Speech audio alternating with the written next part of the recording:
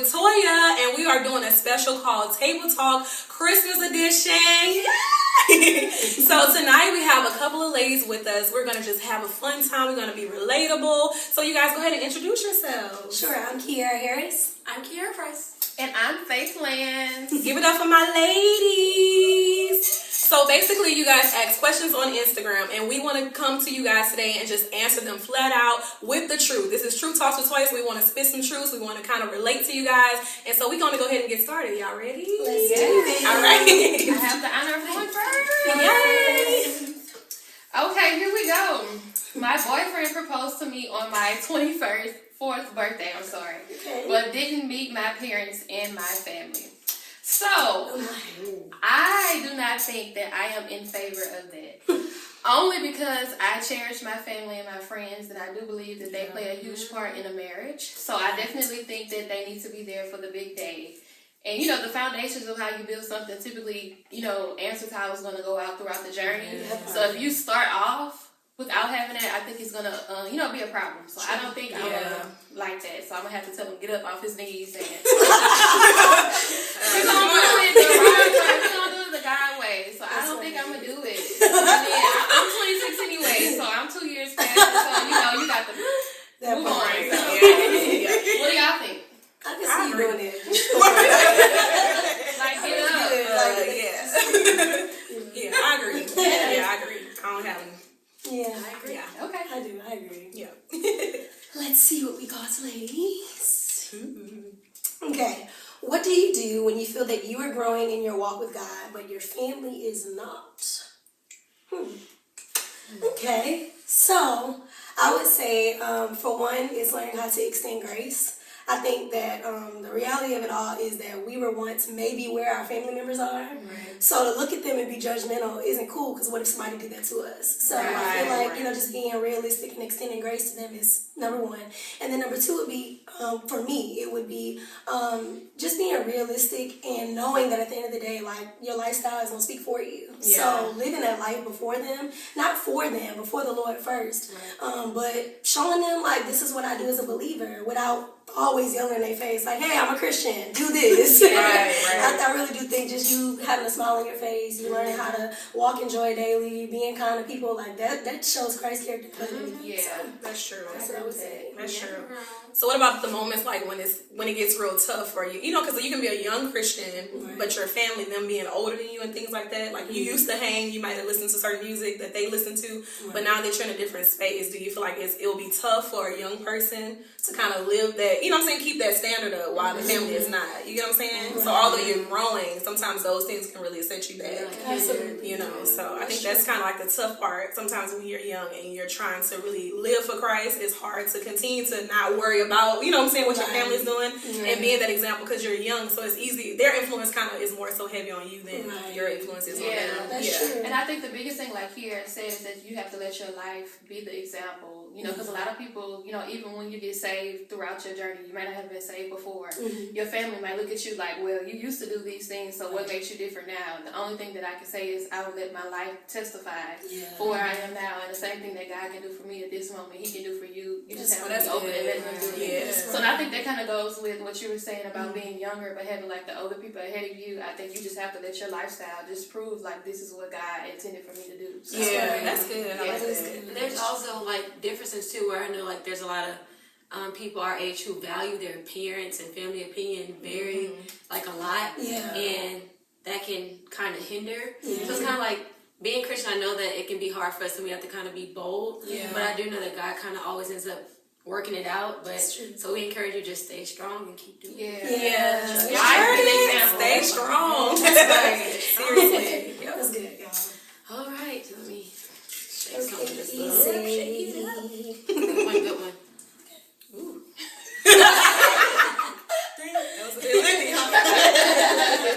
Okay, so how to learn the Bible, like any tools that can help me learn the history of the people in the Bible, like family roots and etc., as well as how to get prepared when you want to do dating as a Christian girl. I know that this generation is different from how we may have learned, learning the Bible, the Old Testament, New Testament, the books, like we had to actually like get our Bible, learn daily. We'll go to Bible study, and we'll start from the bottom to the top. But this generation, you may have a Bible app, you may have like a devotional. Yes. So there are different type of ways. I remember when I really, really, really started to want to get serious about my walk with Christ, I used to ask like y'all and our pastors like, okay, what verse do I need to read today? Or I need to do this, but really sometimes if you just open up the Bible, or there are plans and stuff out there, but y'all can help me with this one. Yeah, I agree. There are plans. I know it's just hard sometimes because a lot of people say, they never understood the thou and these and all that. Like you said, there are different translations. There's a Message Bible. There's King James. There's New International Version. All of those that are more relatable to what we can understand. But as far as like tools, I think what helps me personally, like when I have certain questions, like if I'm dealing with not having compassion, the Bible literally has an index. You'll go in the back where it say love.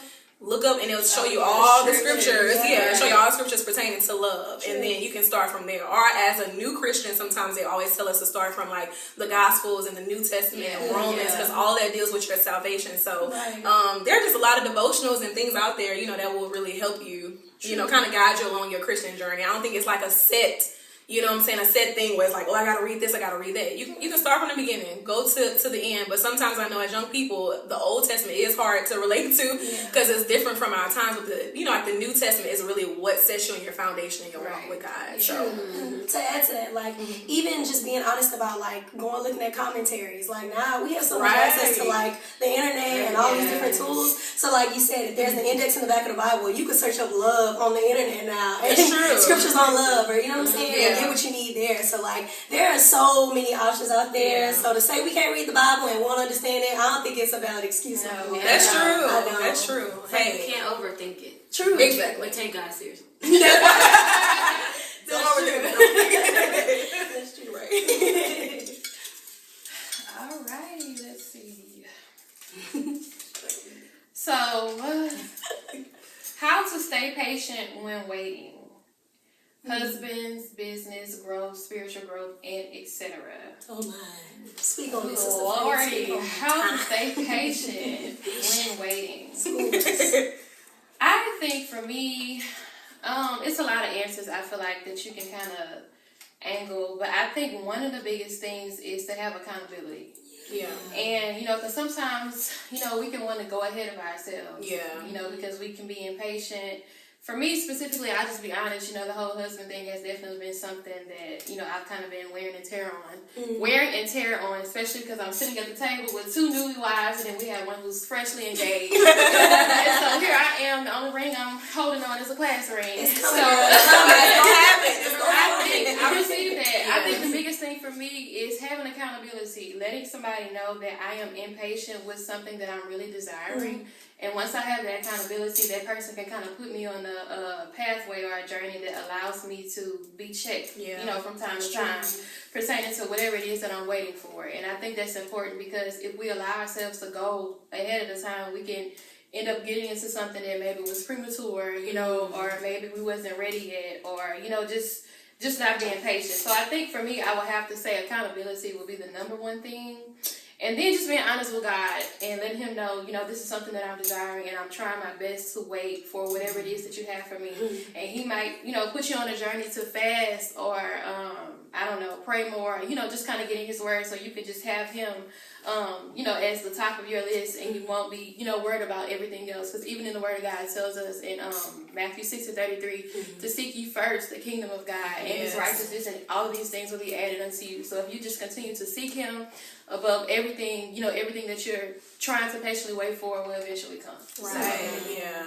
That is really good. And I think another thing to add to that would be like being purposeful and like knowing that the season that you're in is purposeful. So like I know for all of us, like whether it was waiting on a scholarship or waiting for something like that, there was a reason as to why we were waiting on it. And so just knowing that, okay, God has me here for a reason. God, what is my why? Like, and I know I even had to ask myself that question. Like for me, it was waiting on school. It was waiting for my husband at one point. And I just had to ask God, like, okay, what are you trying to teach me here? And what can I learn from this season? Like, what can I glean? Who can I glean from in this season? Like, just asking those why questions. And God will reveal it to you. It might not be a perfect answer, but on your journey, like, God is really going to reveal to you all of the whys and the purpose for this whole journey you're on, or that season that you're in. Yeah, exactly. Yeah. Oh, and that's good, Kiera, when you said God will reveal, don't get discouraged if you don't always hear it or get the answer right then and there. Yeah. Sometimes you have to keep praying, you have to keep fasting. Also, remember the things that you may want.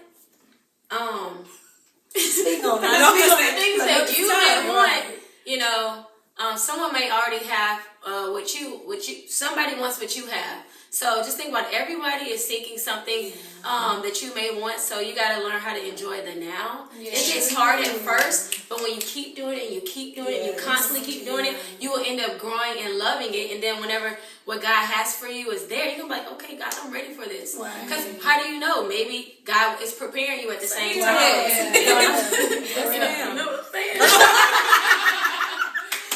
For real. No, we get what you're saying. Right. That's true. Right. That's so true. That's good, man. You know? Yeah. Come on. They said that. And like he said, he knows the plans that he has for you. Like God's plan, y'all, that's the reason why we serve him. Like if we didn't serve God, then we can be impatient. Then we can do whatever we don't, that we want to do. But the reason why we serve God is because we truly know that he knows what's best for us. You know what I'm saying? Like his plans are to prosper us, to give us a hope and a future. So if you don't have a husband right now, it's because God might be wanting to work something out within yourself. Or if you're not in, the school thing might not be working out for you right now. It's like God might be trying to shift you into another direction. So it's just really, like they said, just being patient, sitting back and asking God, okay, you must be requiring something out of me in this season, so it's tough. The last thing I do want to say while y'all were talking, him trying to teach you patience, you never know when you're going to need to use it. So it's all about you learning patience in this journey that you might be in or in this season. Yes. So whenever you do get to a season that you may, not expect, you would have, you would master patience and know how to use it. Yeah. So I think that's also a good thing to remember too. It's not just about being tortured in this season with what you're wanting, but it's learning that you need to have patience for whenever you get somewhere that, that's unexpected. And last thing, because I know we got to move on, but you're very important to God, so he can't just give you any old type of thing. That's just what husbands, businesses, you want the best of the best. Yeah. So, that's good. You're important, so remember that you're important first too, and sometimes we have to remember about ourselves and remember how important that you are with God, because he wants to give you the best and you deserve the best. So. That's right. Can we just shout that? That's good. Let's just shout the fact that we're going to wait on God and be patient in this season. Be patient. That's right. Come on, y'all. We getting stirred up already. Y'all stirred up? My. So we mastering patience in this season. Yeah. Got it. All right, y'all. So I got how to deal with lack of support from family. That's real. It is real. What do you think, y'all? Y'all want to add on to I would surely answer that one. Okay. You read that? I would definitely have to say you have to definitely be confident. Like that's one thing. I think we all get in certain seasons of our lives where we want to be or have people that are supportive of what we are doing. Yes. And when you don't have that, because like me, I'm a very family oriented person. I'm getting nervous thinking about it, but my family means everything to me. Yeah. And when you have a lack of that, you really, like I say, you have to just be confident and just say, God, I know this is a you thing. At the end of the day, even though you are desiring for those people to, kind of congratulate you or just applaud you or just even show themselves, at whatever it is that you're doing. Yeah. And when you don't get that, you have to realize at the end of the day, it may not necessarily be about them, but it's about what God has intended for you to do with whatever it is that you have going on. And at the end of the day, your purpose behind what you're doing, it goes beyond just your family not supporting you. It goes beyond just your mom or your dad or your sibling or whatever not showing up, but it's to reach the heart of God's people, and to get them saved or whatever it is that you have, whether it's a business or something like that, to get them established along their journey. And so I think once you really realize that, at the end of the day, it's not just about them and your purpose goes beyond that, I think that helps with the journey. Yeah. And then too, I realize sometimes it's hard, like I was stating earlier, it's hard for people to see you in a new season, because maybe they felt like you were one way, 5-10 years ago, and it's just hard for them to see you like that. Yeah. Even the Word of God tells us that a prophet is denied in their own hometown, because they're just not used to seeing you in their limelight. life. That's true. And you just have to, like we said earlier, let your life be a testament to what God is doing, and eventually they'll come back around. Yes, and they be will. like, you know, I should have done that. But even then, like Kiara said, you have to have a heart of grace, you know, and just say, you know what, it's okay. And then realize that there might have been things that you didn't support, you know, others, you know, in their time of lack, you know. I was So about to say that. But I think understanding, like, and being empathetic and knowing that maybe our parents, whoever was family, maybe they didn't get support. Yeah. So they don't know how to show that. You know what I mean? Right. If we be honest, like, that's really a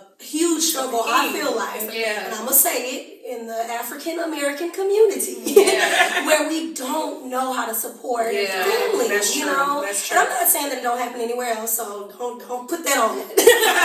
But I am saying, like, I know that's right. Like, from exactly, like, from living the life of an African American person, I've seen, not just in my family, but in other people, you know, friends around, where they're doing something, and you could tell, like, in the parents or family's heart of hearts, they want to be there, they want to support, they just don't know how to support. So I think learning to how to be honest with your family members and say, I really would appreciate it if you would do such and such and such. You know, like, because I know sometimes too it's hard to be vulnerable in that way, especially because when you feel like, well, I think it's common sense to support me. I think it's common sense to show up. But maybe that's not what they've ever had. So you just got to be vulnerable enough to put it out on the table. That deals with our pride. But, you know, all the way around things. All the way around. You know, that's hard. And yours right back in your face. Exactly. That's life. So. That's true. And another thing, cheer for yourself. You have to be able to learn. Come on, Casey, with the Cheer subtle. yourself. Subtle. Because let me tell you something. I had to learn this. I used to be like, oh my gosh, I can't wait till this person. Then it let me down. Yeah. Cheer for yourself, because God's about to be like, hey, I'm trying to take you somewhere, but you keep trying to seek validation from others. You're about to go somewhere big, and this is minor. Like, this is little. You need to be confident. Read your Bible, pick it out. Seriously. And because this is minor, and you want to move to the next level, but you have to be mentally ready. So learn how to cheer for your own self. Of course, we need the support, but we have to learn how to cheer for our own self in case, just like Jesus. Okay, you couldn't do it, I'm still moving. Okay, and he prayed for everyone. So learn how to cheer for yourself at the same time, because you're doing it for you and God. Come on. They true talking right now. Some truth, okay? I'm with that. I am with that. That's true. Whew. Alrighty. Y'all helped me tonight. Seriously. I'm just sit back and soak it up. Ooh, it says reasons not to rush marriage. Okay, so let's keep it real. Some of us women and men can be a little boy crazy. You know? But a reason. But seriously, a reason not to rush marriage is you have to make sure that you and that person have a connection. But first you need to say you're trying to get close with God, you are close with God, you have a relationship with God, you have to make sure that person already has their own relationship with God. And then you'll have to be equally yoked. So you can't be trying to, if you rush marriage, you may find out, okay, wow, what if this is not what I want? And secondly, why you should not rush marriages, you may think that this is something that you want, but okay, say you're trying to get close to God, you're moving, you're getting closer, and do you feel like tugging with that person over and over and over, like, oh, come on, let's do Bible study, let's go to church? Right. There are so many different reasons. What do y'all think? There's so many different reasons not to rush marriage. I agree with those. Yeah, I think that's pretty much the main reason. It's kind of like, why do you want to rush marriage? Right. You know, you want to give us reasons to say why not to, but the question is really, why do you want to rush marriage? Like, what makes you want to be in a marriage so soon? Because I think that a lot of times people just think of marriage as like, oh, it's going to complete me, it's going to make me whole. When in reality, it's like, you got to be a whole person, okay? Yeah. Because you're coming together with another person. So it's like she said, it's kind of like, you know, parents and child, your parents are teaching you so that you can go off, and that's why the Bible says the man leave his father and mother and cleave to his wife, you know, because he is a man at that point, she is a woman at that point. So it's like when you get into a marriage, y'all at the same time, you want two whole grown people. You know what I'm saying? And it's not saying that you can't teach each other stuff, but at the same time, it's like you don't want to have to force this person to come to church, or you don't have to force this person to understand where you are. You know what I'm saying? When you really know who God has called you to be and where you are in that place of life, you're able to help. You know what I'm saying? It's like I said, we are helpmates. Because in this person, the husband that you're trying to get married to, or vice versa, is like the man, he has to lead. He got to have a vision in order for you to help that vision. You know what I'm saying? So a lot of times we want to go in, be bold, and start picking out some random stuff, and we get, and this is a commitment too, Yeah. and a vow unto God. So it's like at the end of the day, the vow that you made to God to say, you know what, God, I want to give my life to you, is the same vow that you're giving to your husband to say, you know what, I'm honoring this marriage till death do us part. Right, You know what I'm saying? right. And this is not it's not no quick decision. It's a forever thing, you know. And I think that's the kind of mindset. We can't keep thinking about the pleasures, because sometimes, hey, we married now, so it's kind of like we can kind of relate to that a little bit. A lot of times we do think, like, you do have fun in marriage and all of those things, but there are points in your marriage where things get serious, okay? People get tired, you know what I'm saying? Like, different things really do happen, you know? So sometimes we can't just look at it for the glamour, but let's look at the reason why we really want to be married, you know, to complete the vision that God has, you know, given us, you know? And oftentimes, some of us, we think when we get married or put ourselves in a situation, we think something magically just gonna change. That's true. Whoever you were the day before you got married, that's who you gonna be after you. So we gotta stop thinking that things are gonna magically change. That's true. You know, so that is the reason why you need to not rush. That's true. Thank you guys so much for watching part 1. So what I want you guys to do is go ahead and click that bell at the bottom so that you can get the notification, because guess what? We're going to have part 2 premiering next Friday. So make sure you guys go ahead and like, comment, and subscribe so that you can get those notifications for our next video.